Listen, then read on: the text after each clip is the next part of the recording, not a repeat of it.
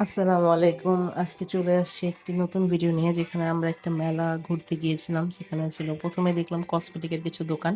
তারপর বাচ্চাদের খেলনার দোকান। এরপরে চোখে পড়ল ব্যাগের দোকান যেখানে ব্যাগের প্রাইস ছিল খুবই হাই তুলনামূলকভাবে। মেলাতে এত বেশি প্রাইস হয় না কিন্তু এখানে খুবই বেশি ছিল। যেহেতু মেলাটা খুবই ছোট পরিসরে তাই দামটা তারা একটু বেশিই চেয়েছে।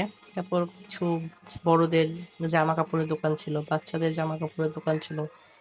মানুষ কেনাকাটা করছিল তাদের চাহিদা অনুযায়ী। কিন্তু আমার কাছে তেমন একটা বেশি ভালো মনে হয়নি প্রাইস অনুযায়ী। দেখলাম আরো ২ টা ব্যাগ যেখানে নিউ মার্কেটে এসব ব্যাগগুলা ৳১০০, ৳১৫০, ৳২০০ র মধ্যে পাওয়া যায়। এখানে মেলাতে তারা ৳৩০০, ৳২৫০, ৳৩০০ এমনভাবে চাচ্ছিল। দামটা খুবই আমার কাছে বেশি মনে হয়েছিল, রিজনেবল ছিল না। এরপরে কিছু খাবারের দোকান ছিল যেখানে আমরা চলে গেলাম। ১ম এই চোখে পড়ল একটা আপু কেক বিক্রি করছিল। আপু প্রতি স্লাইস কেক ৳১০০ করে বিক্রি করছিল। যেটা খুব ফেয়ার। আ এরপরে ছোলা বুটের মাখা ছিল।